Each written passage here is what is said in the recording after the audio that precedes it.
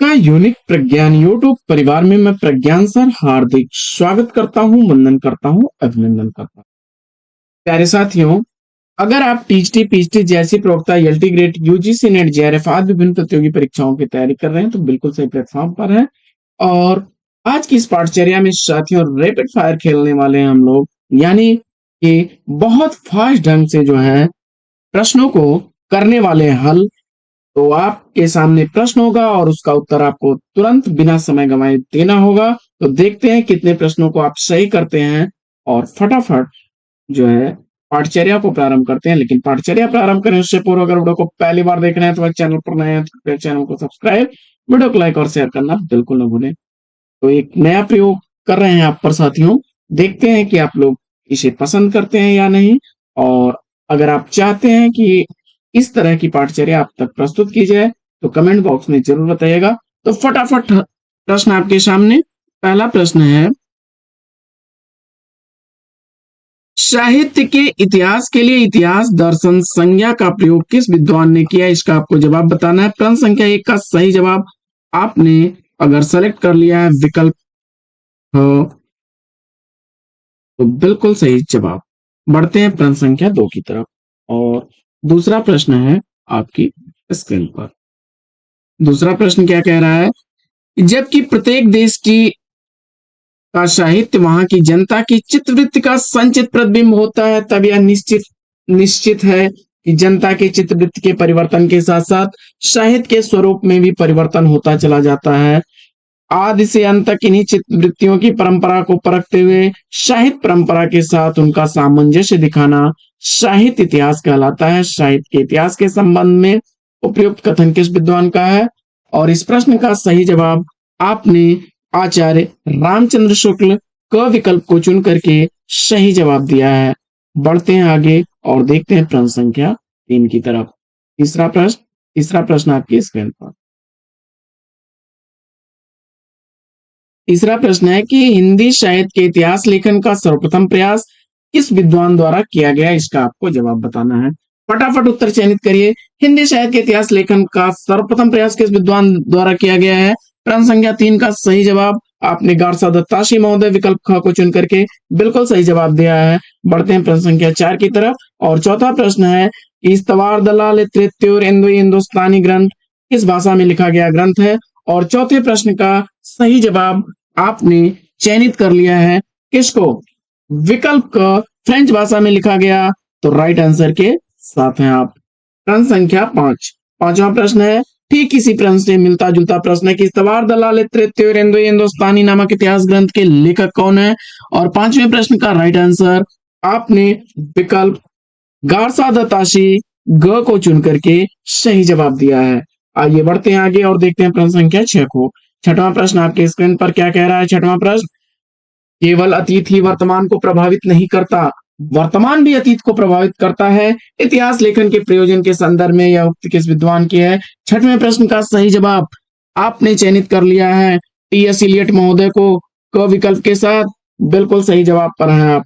आइए प्रश्न संख्या 7 को देखते हैं। सातवां प्रश्न, प्रश्न संख्या 7 है, सन 1888 ईस्वी में एशियाटिक सोसाइटी ऑफ बंगाल की पत्रिका के विशेषांक रूप में हिंदी साहित्य के किस इतिहास ग्रंथ का प्रकाशन हुआ था? सातवें प्रश्न का राइट आंसर आपने अगर चयनित कर लिया होगा किसको?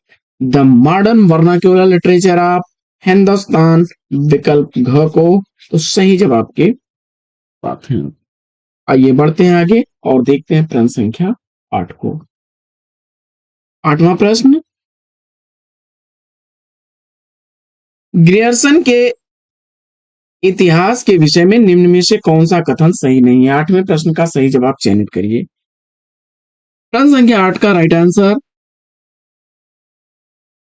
काल विभाजन इसमें नहीं किया गया है, विकल्प घ को चुन लिया है। तो राइट आंसर है। इस ग्रंथ में आधार स्रोतों का उल्लेख भी मिल जाएगा, प्रत्येक अध्याय काल विशेष का सूचक भी है और ग्रंथ को कालखंडों में विभक्त किया गया है। तो विकल्प घ के साथ आप सही जवाब पर हैं। प्रश्न संख्या 9। नौवां प्रश्न है, 84 वैष्णवन की वार्ता, 252 वैष्णवन की वार्ता और भक्तमाल आदि को निम्नलिखित में से किस तत्व के अभाव के कारण साहित्य इतिहास नहीं माना जा सकता है। 9वें प्रश्न का उत्तर जल्दी से बताइए आप। और 9वें प्रश्न का सही जवाब आपने चुन लिया होगा। किसको? देखिए, कालक्रम और संसंबत, युगीन चेतना तथा प्रवृत्ति विश्लेषण तीनों ही अभाव देखने को मिल जाएंगे विकल्प घ के साथ। सही जवाब पर हैं आप। आगे बढ़ते हैं और देखते हैं प्रश्न संख्या 10। 10वां प्रश्न है, the modern vernacular literature of Hindustan इतिहास ग्रंथ के लेखक कौन है?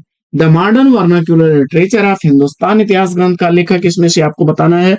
10वें प्रश्न का सही जवाब क विकल्प को चुन करके, यानी जॉर्ज अब्राहम ग्रियर्सन महोदय, सही जवाब है आपका। बढ़ते हैं प्रश्न संख्या 11 की तरफ। और 11वां प्रश्न है कि गारसा दत्तासी लिखित हिंदी साहित्य के इतिहास के विषय में कौन सा कथन असत्य है? 11वें प्रश्न का सही जवाब चयनित करिए। इसका पहला भाग 1839 ईस्वी में और दूसरा 1845 ईस्वी में प्रकाशित होता है। इसमें कवियों की सूची में वर्णाक्षर क्रम का प्रयोग तथा काल विभाजन का अभाव है। और हिंदी साहित्य का इतिहास लिखने का प्रथम प्रयास सब तरह से संपूर्ण इतिहास ग्रंथ के उदाहरण को प्रस्तुत करता है, यानी विकल्प ग इसके संदर्भ में सही नहीं है। इसमें हिंदीतर भाषी कवियों का घालमेल भी हुआ है, यह कथन सही है। आगे बढ़ते हैं और देखते हैं अगला अगला प्रश्न है। क्या है अगला प्रश्न?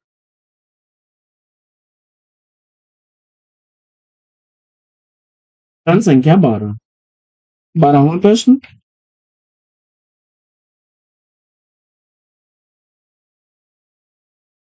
प्रश्न संख्या 12 है, हिंदी साहित्य इतिहास लेखन की परंपरा के प्रवर्तन का श्रेय किसे जाता है? 12वें प्रश्न का सही जवाब आपने ग विकल्प गारसा दत्तासी को चुना है। राइट आंसर है विकल्प ग। प्रश्न संख्या 13। 13वां प्रश्न है कि शिव सिंह सेंगर द्वारा रचित हिंदी साहित्य का इतिहास शिव सिंह सरोज किस वर्ष प्रकाशित हुआ? दिए गए विकल्पों में विकल्प आपने घ का चयन किया है, तो राइट आंसर के साथ हैं आप।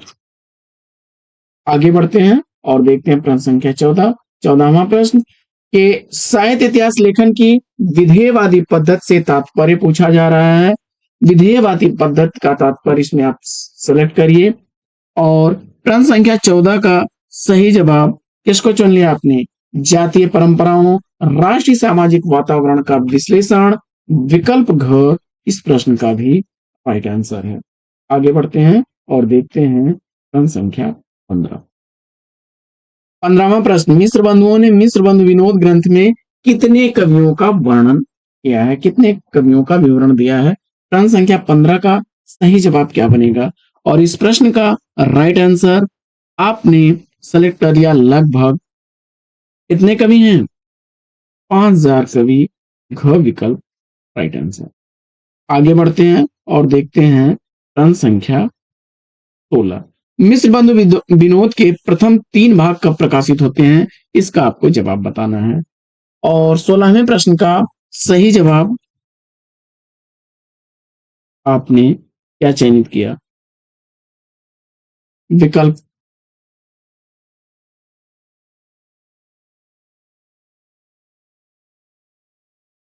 घ तो राइट आंसर है। आगे बढ़ते हैं और देखते हैं अगला प्रश्न। अगला प्रश्न है, ए स्केच ऑफ हिंदी लिटरेचर के लेखक कौन है? 17वें प्रश्न का सही जवाब चयनित करिए। ए स्केच ऑफ हिंदी लिटरेचर किसके द्वारा लिखा गया है? प्रश्न संख्या 17 का सही जवाब क्या होगा? प्रश्न संख्या 17 का राइट आंसर आपने सेलेक्ट कर लिया है इसको, पादरी एडविन ग्रिप्स महोदय को, तो विकल्प को सही जवाब है। आगे बढ़ते हैं और देखते हैं अगला प्रश्न। प्रश्न संख्या 18। 18वां प्रश्न है कि नागरिक प्रचारणी सभा द्वारा प्रकाशित हिंदी साहित्य के इतिहास के अष्टम भाग में रीतिकाल रीतिबद्ध काव्य का संपादन किसने किया है? 18वें प्रश्न का सही उत्तर डॉक्टर नगेंद्र चुन करके सही उत्तर दिया है अपने विकल्प को। फटाफट क्वेश्चन को हल करिए बिना समय गंवाए। प्रश्न पढ़िए, उत्तर तुरंत दीजिए। हिंदी साहित्य का बृहद इतिहास किस संस्था द्वारा प्रकाशित किया जा रहा है, इसका आपको जवाब बताना है। प्रश्न संख्या 19 का सही उत्तर चयनित करिए और इस प्रश्न का सही उत्तर आपने सेलेक्ट कर लिया किसको, नागरिक चरणी सभा काशी को, तो विकल्प ख सही जवाब है आपका। आगे बढ़ते हैं और देखते हैं प्रश्न संख्या 20। 20वां प्रश्न, मिश्र बंधुओं द्वारा लिखित हिंदी साहित्य का इतिहास से संबंधित इसमें से ग्रंथ कौन सा है। 20वें प्रश्न का सही जवाब क्या बनेगा, और इस प्रश्न का सही उत्तर मिश्र बंधु विनोद, विकल्प ग का चयन किया आपने, तो राइट आंसर के साथ हैं आप। प्रश्न संख्या 21। 21वां प्रश्न है कि मिश्र बंधु विनोद का चौथा भाग कब प्रकाशित हुआ था। मिश्र बंधु विनोद का चतुर्थ भाग कब प्रकाशित हुआ, इसका आपको जवाब बताना है। और प्रश्न संख्या 21 का सही उत्तर आपने 1934 ईस्वी चुन करके बिल्कुल सही जवाब दिया है। 1934 ईस्वी में इसका चौथा भाग प्रकाशित हुआ था, बल्कि जबकि 3 भाग इसके 1913 ईस्वी में प्रकाशित हो चुके थे। बढ़ते हैं प्रश्न संख्या 22 की तरफ। 22वां प्रश्न क्या कह रहा है कि गारसा दत्त तासी द्वारा लिखित इतिहास ग्रंथ का नाम क्या है। गारसा दत्त तासी द्वारा लिखे गए इतिहास ग्रंथ का नाम पूछा जा रहा है आपसे, और इनमें विकल्प आपने 22वें प्रश्न का सही विकल्प क्या चुना है, इस्तवार दला लित्रेत्योर एंदोई एंदोस्तानी, घ विकल्प को तो राइट आंसर है इस्तवार दला लित्रेत्योर एंदोई एंदोस्तानी। प्रश्न संख्या 23वां प्रश्न है, सच्चे अर्थों में हिंदी का पहला इतिहास ग्रंथ कौन सा है। सच्चे अर्थों में हिंदी का पहला इतिहास ग्रंथ पूछा जा रहा है। 23वें प्रश्न का सही जवाब आपने विकल्प इसको चुन लिया है, ग को, तो राइट आंसर है the modern vernacular literature of Hindustan. आगे बढ़ते हैं और देखते हैं प्रश्न संख्या 24 को।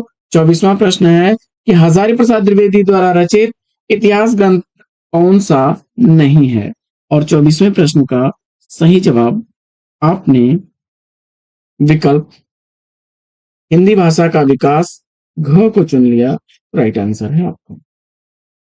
आगे बढ़ते हैं और देखते हैं अगला प्रश्न, प्रश्न संख्या 25वां प्रश्न है कि गारसा दत्त तासी के इस्तवार दला लित्रेत्योर एंदोई हिंदुस्तानी ग्रंथ का एंदोई साहित्य का इतिहास नाम से अनुवाद किसने किया, और 25वें प्रश्न का सही जवाब आपने चयनित कर लिया है लक्ष्मी सागर वार्ष्णेय जी को, तो ग विकल्प के साथ सही जवाब पर है। आगे बढ़ते हैं और देखते हैं 26वां प्रश्न। प्रश्न संख्या 26 है कि आचार्य शुक्ल का हिंदी साहित्य का इतिहास किस पुस्तक की भूमिका के रूप में लिखा गया है। 26वें प्रश्न का जवाब बता दीजिए, और इस प्रश्न का राइट आंसर आपने विकल्प हिंदी शब्द सागर की भूमिका, ग को चुना है, तो राइट आंसर पर आपने। प्रश्न संख्या 27वां प्रश्न, इस साहित्य इतिहास के अंतर्गत अनेक महत्वपूर्ण ग्रंथ अंतर्गत सबसे अधिक महत्वपूर्ण बात क्या है इसमें, क्षमा करें, साहित्य इतिहास के अंतर्गत सबसे अधिक महत्वपूर्ण है क्या है। 27वें प्रश्न का सही जवाब आपने युग चेतना का सिद्धांत, विकल्प क को चुना, राइट आंसर है आपका। बढ़ते हैं प्रश्न संख्या 28 की तरफ। 28वां प्रश्न आपके स्क्रीन पर।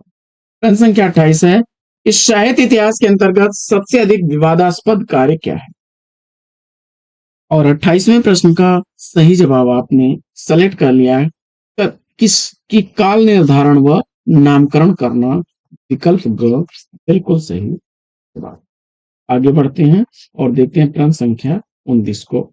29वां प्रश्न है कि साहित्य इतिहास में किस अंग का अध्ययन सर्वाधिक महत्वपूर्ण है। प्रश्न संख्या 29 का सही जवाब क्या चुना आपने, और जवाब में आपने सेलेक्ट कर लिया होगा क्या, युगीन प्रवृत्तियों, परंपराओं व धाराओं का तटस्थ विश्लेषण, विकल्प ख सही जवाब है। प्रश्न संख्या 30वां प्रश्न क्या कह रहा है। प्रश्न संख्या 30 है कि हिंदी साहित्य का आलोचनात्मक इतिहास के लेखक कौन है। हिंदी साहित्य का आलोचनात्मक इतिहास किसके द्वारा लिखी गई रचना है, और 30वें प्रश्न का सही जवाब आपने राम कुमार वर्मा, विकल्प ग को चुन करके राइट आंसर दिया है। आगे बढ़ते हैं और देखते हैं प्रश्न संख्या 31 को। प्रश्न संख्या 31 है कि आचार्य रामचंद्र शुक्ल ने आदिकाल या वीर गाथा काल की अवधि क्या मानी है। शुक्ल जी के अनुसार आदिकाल की समय सीमा पूछा जा रहा है और दिए गए विकल्पों में आपने विक्रमी संवत 1050 से 1375 ख विकल्प को चुना है। राइट आंसर पर है। प्रश्न संख्या 32। 32वां प्रश्न है, आचार्य रामचंद्र शुक्ल ने हिंदी साहित्य के इतिहास का प्रकाशन पहले किस नाम से हुआ था? और जवाब में आपने 32वें प्रश्न का राइट आंसर चुन लिया होगा। किसको? हिंदी साहित्य का विकास नाम से। तो विकल्प घ के साथ सही जवाब पर है। प्रश्न संख्या 33। 33वां प्रश्न, रामचंद्र शुक्ल का हिंदी साहित्य का इतिहास का प्रकाशन वर्ष पूछा जा रहा है और 33वें प्रश्न का राइट आंसर आपने 1929 ईस्वी विकल्प ख को चुन करके सही उत्तर दिया है। आगे बढ़ते हैं और देखते हैं प्रश्न संख्या 34 को। 34वां प्रश्न है कि मैं इस्लाम के महत्व को भूल नहीं रहा हूं, लेकिन जोर देकर कहना चाहता हूं कि अगर इस्लाम ना आया होता तो भी साहित्य का यानी भक्तिकालीन साहित्य का 12 आना वैसा ही होता जैसा आज है। यह पंक्ति किस विद्वान की है? और दिए गए विकल्पों में राइट आंसर मुझे उम्मीद है कि आपने चुना होगा। किसको? आचार्य हजारी प्रसाद द्विवेदी जी को। तो बिल्कुल सही जवाब विकल्प को।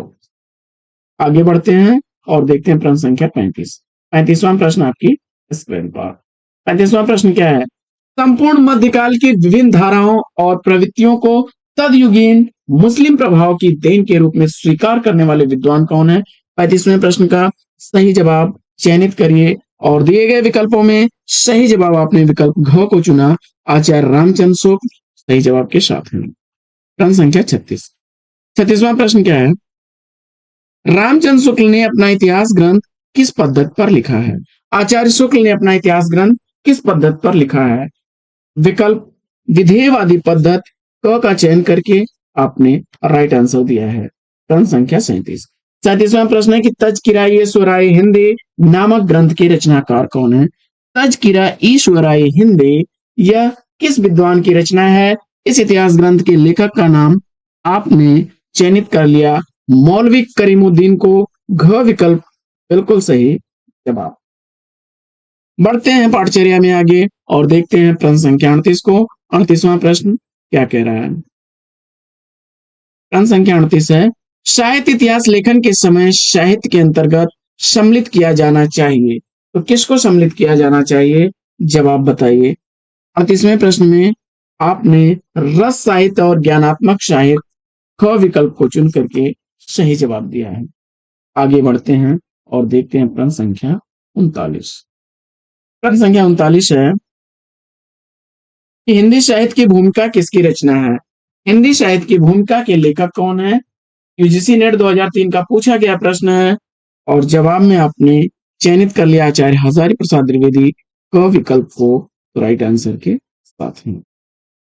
बढ़ते हैं प्रश्न संख्या 40 की तरफ। 40वां प्रश्न क्या कह रहा है? हिंदी साहित्य का संक्षिप्त इतिहास के लेखक कौन है? हिंदी साहित्य का संक्षिप्त इतिहास का लेखक पूछा जा रहा है आपसे और आपने दिए गए विकल्पों में सही विकल्प के रूप में किसको चुन लिया है? प्रश्न संख्या 40 का सही जवाब विश्वनाथ त्रिपाठी क विकल्प को सही जवाब पर है। अगला प्रश्न प्रश्न संख्या 41। 41वां प्रश्न है कि हिंदी साहित्य का दूसरा इतिहास किसकी रचना है? हिंदी साहित्य का दूसरा इतिहास कृति का रचनाकार पूछा जा रहा है आपसे और प्रश्न संख्या 41 का सही उत्तर आपने चयनित कर लिया। किसको? डॉक्टर बच्चन सिंह को। विकल्प बिल्कुल सही जवाब। बढ़ते हैं प्रश्न संख्या 42 की तरफ।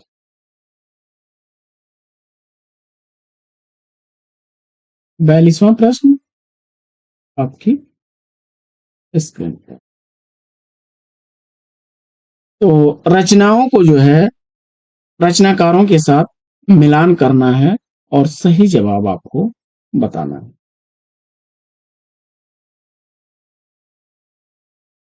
तो हिंदी साहित्य का अतीत विश्वनाथ प्रसाद मिश्र, हिंदी का विदारा राहुल सांकृत्यायन की, हिंदी साहित्य की कहानी प्रभाकर माचवे की और आधुनिक साहित्य नंद दुलारे वाजपेयी जी। 2 3 4 1 इसका फुट बन जाएगा। आगे बढ़ते हैं और देखते हैं प्रश्न संख्या 43। हिंदी साहित्य के इतिहास लेखकों में काल क्रमानुसार कवियों का वर्गीकरण सर्वप्रथम किसने किया? हिंदी साहित्य के इतिहास लेखकों में काल क्रमानुसार कवियों का वर्गीकरण सर्वप्रथम किसने किया है?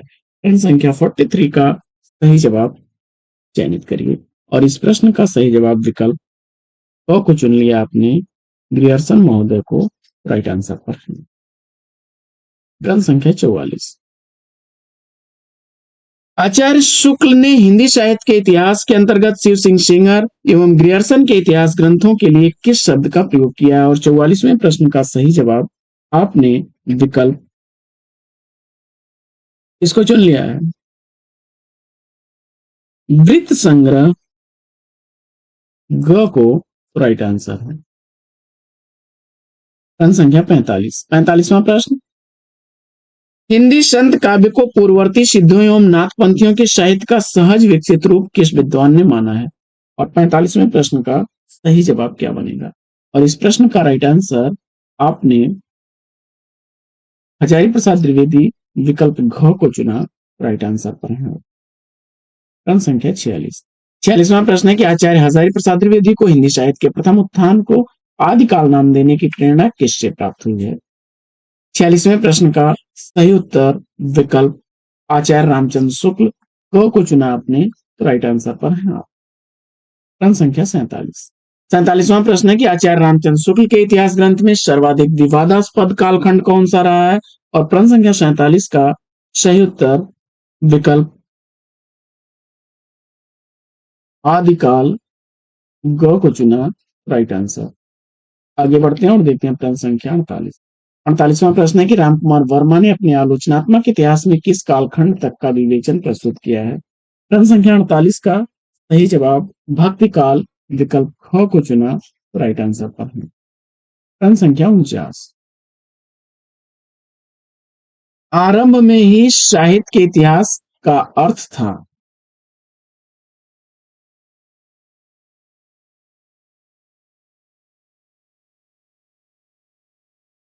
रचनाओं व रचयिताओं का स्थूल परिचय प्राप्त करना विकल्प ग इसका सही जवाब है। प्रश्न संख्या 50वां प्रश्न है कि साहित्य इतिहास की लेखन पद्धति क्या होनी चाहिए?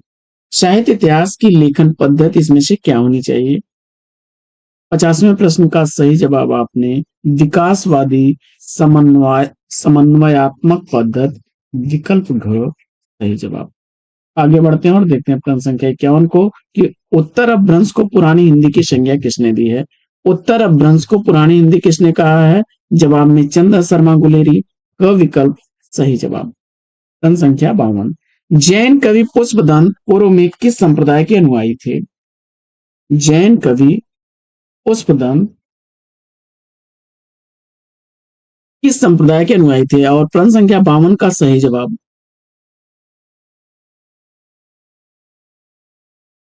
ग विकल्प शैव राइट आंसर है। आगे बढ़ते हैं और देखते हैं अगला प्रश्न। अगला प्रश्न है कि हिंदी साहित्य का विवेचनात्मक इतिहास लिखने वाले विद्वान कौन है? प्रश्न संख्या 53 का राइट आंसर चयनित करिए सूर्यकांत शास्त्री का विकल्प सही जवाब। प्रश्न संख्या 54, वीर गाथा काल को चाणकाल की संज्ञा देने के अतिरिक्त उससे पूर्व एक संधि काल जोड़ने वाले इतिहासकार कौन है? प्रश्न संख्या 54 का सही जवाब आपने विकल्प घ को चुन लिया है तो राइट आंसर है आपका राम कुमार। प्रश्न संख्या 55, रामकुमार वर्मा ने हिंदी साहित्य का आरंभ कब से स्वीकार किया है? रामकुमार वर्मा ने हिंदी साहित्य का आरंभ कब से स्वीकार किया है? प्रश्न संख्या 55 का सही जवाब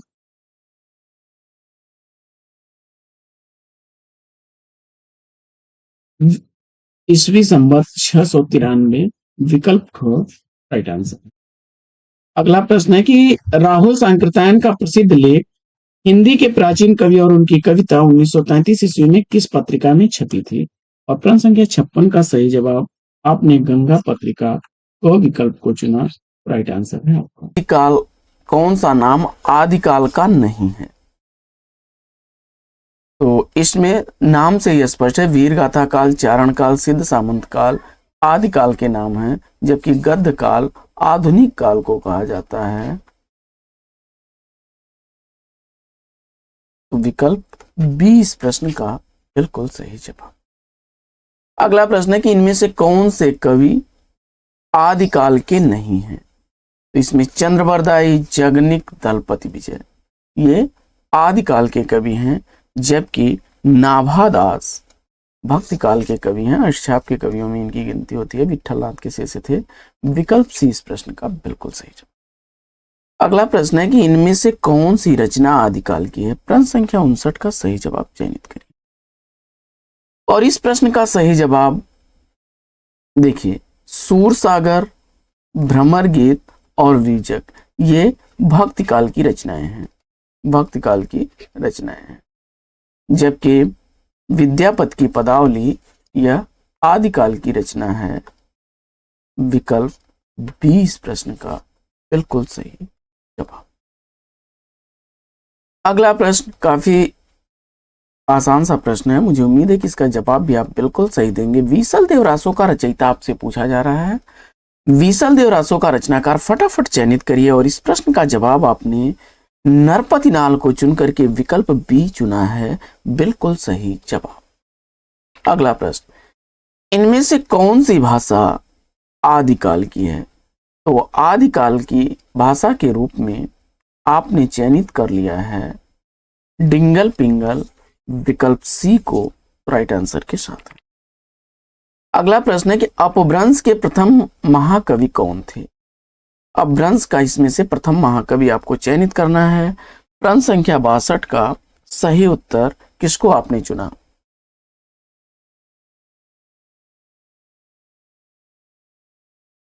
जवाब में आपने स्वयंभू को चुन करके इस प्रश्न का बिल्कुल सही जवाब दिया है। इन्हें अपभ्रंश का वाल्मीकि भी कहा जाता है। अगला प्रश्न है कि अपभ्रंश काव्य का सुप्रसिद्ध छंद कौन सा है?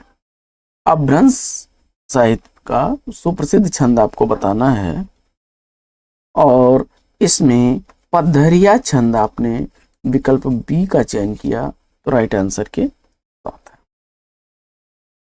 अगला प्रश्न है कि पुस्तक जल्लड़ हथ दय चली गज्जन रिपकाज में जल्लड़ को कौन सी पुस्तक देने का उल्लेख है? और इस प्रश्न का सही जवाब आपने चयनित कर लिया है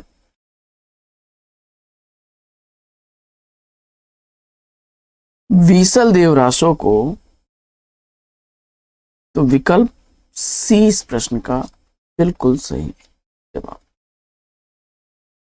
अगला प्रश्न है कि राजमती से रूटकर बीसल देव कहां गया था? राजमती से रूट करके बीसल देव कहां गया था, इसका आपको जवाब बताना है। प्रश्न संख्या 65 का सही जवाब अगर आपने चयनित कर लिया है उड़ीसा, तो बी विकल्प इस प्रश्न का बिल्कुल सही जवाब। अगला प्रश्न है कि रणमल छंद नामक काव्य के रचयिता कौन है? रणमल छंद नामक काव्य का रचनाकार कौन है? और प्रश्न संख्या 66 का राइट आंसर आपने अगर चयनित कर लिया है विकल्प डी श्रीधर को सही जवाब के साथ हैं आप। अगला प्रश्न है कि इनमें से किस ग्रंथ में लिखा है कि अग्नि परीक्षा के बाद सीता जैन धर्म में दीक्षित हो जाती हैं? प्रश्न संख्या 67 का सही जवाब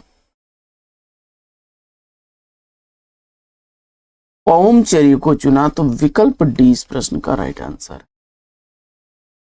अगला प्रश्न है कि हिंदी साहित्य के 700 से 1400 तक के कालखंड को ग्रियर्सन ने क्या नाम दिया? प्रश्न संख्या 68 का सही जवाब 700 से 1400 तक के कालखंड को जॉर्ज ग्रियर्सन ने क्या नाम दिया? और इस प्रश्न का सही जवाब आपने चारण काल विकल्प सी का चयन किया है, तो राइट आंसर के साथ है। अगला प्रश्न है कि निम्नलिखित में से कौन 84 सिद्धों में नहीं है? और इस प्रश्न का सही जवाब आपने शारंगधर विकल्प सी का चयन किया, तो राइट आंसर के साथ। अगला प्रश्न है कि आल्हा और उदल के चरित्र की वीर गीतात्मक काव्य के रूप में रचना करने वाले कवि कौन है?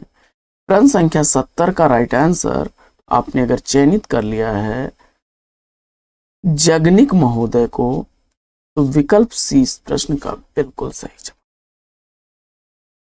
अगला प्रश्न है कि पंच पांडव चरित रास के रचनाकार कौन है? पंच पांडव चरितरास का रचनाकार आपको बताना है और इस प्रश्न का सही जवाब शालिभद्र सूरि को चुना, तो विकल्प ए इस प्रश्न का बिल्कुल सही जवाब। अगला प्रश्न है कि स्वयंभू की कृति का नाम क्या है। स्वयंभू की रचना इसमें से कौन सी है, इसका आपको जवाब बताना है और दिए गए विकल्पों में से आपने चयनित कर लिया पौंचेरी को, तो विकल्प डी इस प्रश्न का बिल्कुल सही जवाब। अगला प्रश्न संख्या 73। विक्रमी संवत 1050 से 1375 के कालावधि में लिखे गए हिंदी साहित्य के वीर गाथा काल के रूप में नामकरण किसने किया है। और इस प्रश्न का जवाब आपने चयनित कर लिया है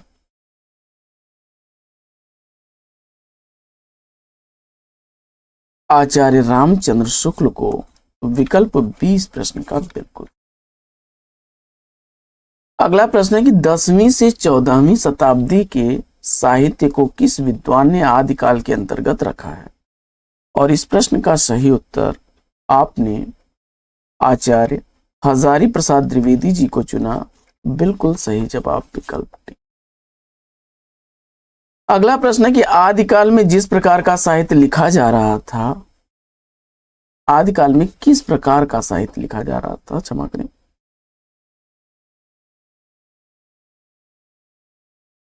और इस प्रश्न का सही उत्तर आपने चयनित कर लिया जन जीवन से हटकर राजाओं की वीरता का अतिरंजित वर्णन, विकल्प ए इस प्रश्न का बिल्कुल सही है।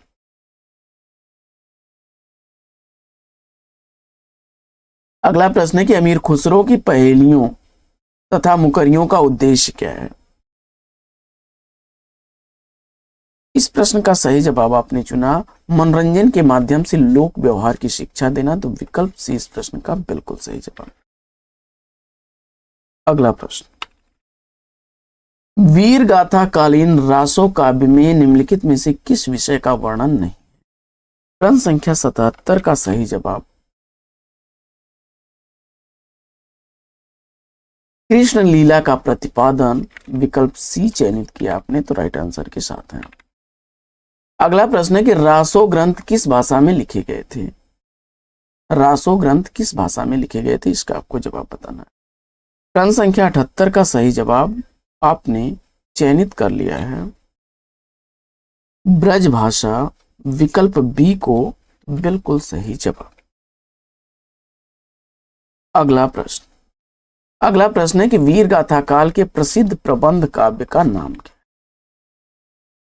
वीर गाथा काल के प्रसिद्ध प्रबंध काव्य का नाम इसमें से चयनित करना है और मुझे उम्मीद है कि इस प्रश्न का राइट आंसर आपने चंद्रबरदाई की रचना पृथ्वीराज रासो को चुना, तो बी विकल्प बिल्कुल सही जवाब।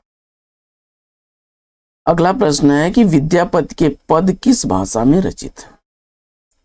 विद्यापति के पद किस भाषा में रचित हैं और दिए गए विकल्पों में से आपने मैथिली को चुन करके इस प्रश्न का बिल्कुल सही उत्तर दिया है, बी विकल्प राइट आंसर है। अगला प्रश्न है कि कौन सी रचना स्वयंभू की नहीं है। प्रश्न संख्या 81 का सही जवाब आपने चुन लिया है, इसमें विकल्प डी महापुराण को राइट आंसर के साथ। अगला प्रश्न है कि अपभ्रंश प्रभावित हिंदी रचना कौन सी है। प्रश्न संख्या 82 में सही जवाब क्या होगा। अपभ्रंश प्रभावित हिंदी रचना कौन सी है, और आपने इस प्रश्न का जवाब भारतेश्वर बाहुबली रास, विकल्प ए का चयन किया, सही जवाब के साथ है। अगला प्रश्न है कि 11वीं शताब्दी में रचित लोक भाषा काव्य, आपको बताना है 11वीं शताब्दी में रचित लोक भाषा काव्य है। प्रश्न संख्या 83 का सही उत्तर ढोला मारूरा दूहा को आपने चुना, विकल्प डी इस प्रश्न का राइट आंसर है। अगला प्रश्न है कि गोरखनाथ के गुरु का नाम बताएं। गोरखनाथ के गुरु का नाम बताइए। प्रश्न संख्या 84 का राइट आंसर आपने सेलेक्ट कर लिया मत्स्येंद्र नाथ, विकल्प ए को, तो राइट आंसर के साथ है। अगला प्रश्न है कि अपभ्रंश शब्द का सबसे पहले उल्लेख किसने किया है? अपभ्रंश शब्द का सबसे पहले उल्लेख किसने किया है? प्रश्न संख्या 85 का सही जवाब। आपने पतंजलि विकल्प सी का चयन कर लिया तो बिल्कुल सही जवाब।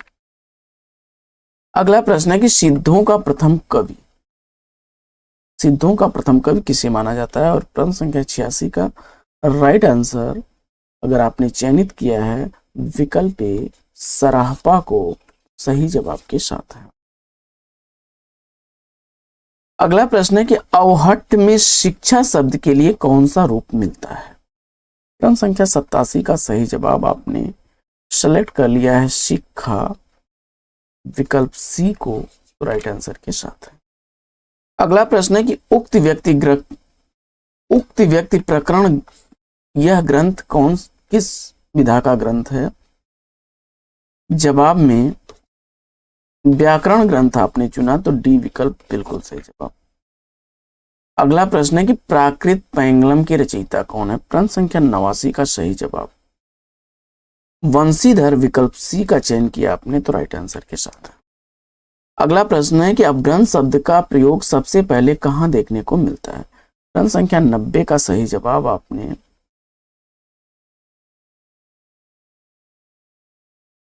चयनित कर लिया है राजा धारसेन द्वितीय के शिलालेख में तो विकल्प सी इस प्रश्न का राइट आंसर। अगला प्रश्न है कि श्रावकाचार किसकी रचना है? प्रश्न संख्या 91 का सही जवाब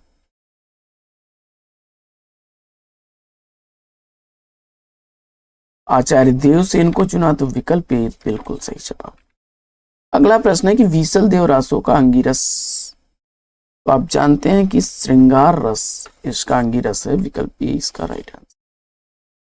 अगला प्रश्न है कि उपदेश रसायन के रचनाकार कौन है?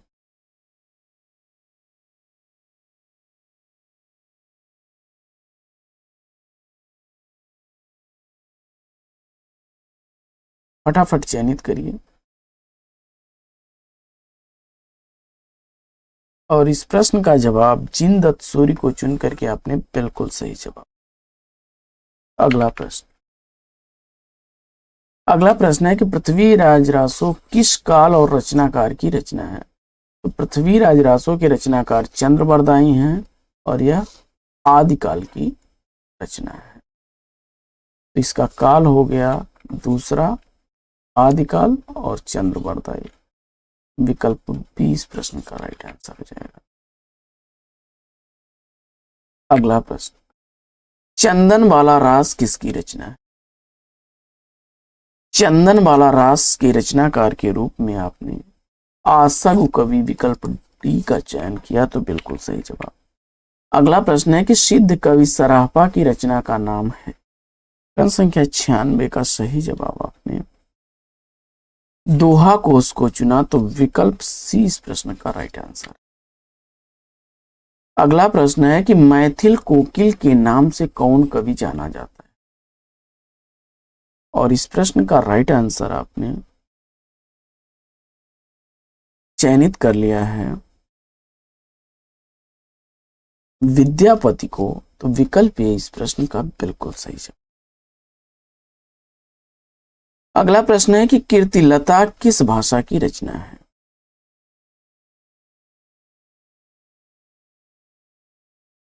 कीर्तिलता किस भाषा की रचना है? और इस प्रश्न का जवाब आपने अवहट्ट चुना तो विकल्प ए इस प्रश्न का राइट आंसर। अगला प्रश्न है कि किन रचनाकारों की भाषा को संधा भाषा कहा गया है? इस प्रश्न का सही जवाब आपने बौद्ध एवं सिद्ध विकल्प ए का चयन किया तो राइट आंसर के साथ। अगला प्रश्न है कि आदिकालीन साहित्य में वीर रस की रचनाओं में किस भाषा का प्रयोग किया गया? आदिकालीन साहित्य में वीर रस की रचनाओं में किस भाषा का प्रयोग किया गया? जवाब में आपने डिंगल चुना, विकल्प सी बिल्कुल सही जवाब। अगला प्रश्न है कि देसिल बहना सबजन मिठा यह कथन किसका है? इस प्रश्न का सही जवाब आपने विद्यापति को चुन करके राइट आंसर दिया है। अगला प्रश्न है कि शब्दानुशासन के लेखक कौन है? प्रश्न संख्या 102 का सही जवाब आपने हेमचंद्र को चुना, तो राइट आंसर के साथ है। अगला प्रश्न है कि खालिक बारी किसकी रचना है?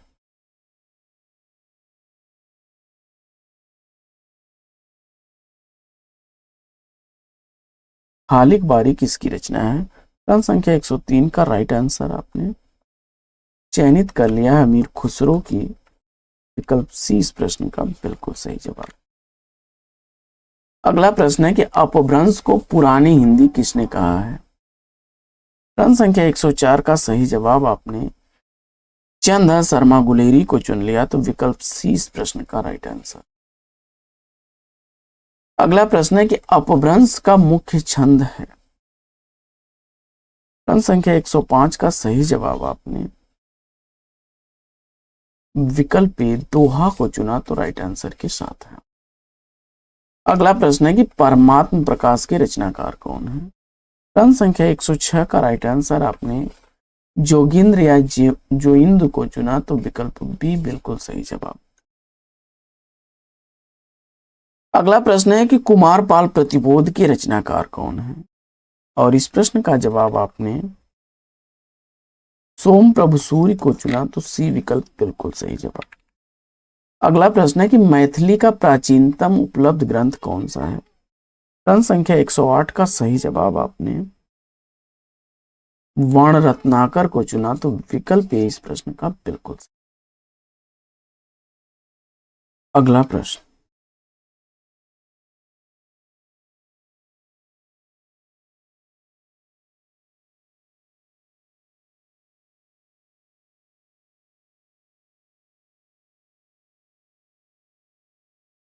हिंदी साहित्य के आदिकाल को सिद्ध सामंत युग नाम किसने दिया? प्रश्न संख्या 109 का सही जवाब आपने राहुल सांकृत्यायन को चुना, तो विकल्प डी इस प्रश्न का बिल्कुल सही जवाब। अगला प्रश्न है कि अमीर खुसरो की पहेलियां और मुकरियां किस भाषा में हैं? जवाब में आपने खड़ी बोली चुन लिया है, विकल्प ए के साथ बिल्कुल सही जवाब आप। अगला प्रश्न है कि विद्यापति ने अपना कौन सा ग्रंथ मैथिली भाषा में लिखा है? प्रश्न संख्या 111 का राइट आंसर आपने पदावली को चुना, तो विकल्प ए इस प्रश्न का बिल्कुल। तो साथियों, आज की इस पाठचर्या में लेंगे यहीं पर विराम। फिर मिलेंगे आपसे अगले वीडियो में एक नए प्रकरण, एक नए टॉपिक, एक नए अंदाज में। तब तक के लिए लेते हैं आपसे विदा। आपका जीवन मंगलमय हो। बेस्ट विशेष बेस्ट ऑफ लक। जय हिंद साथियों।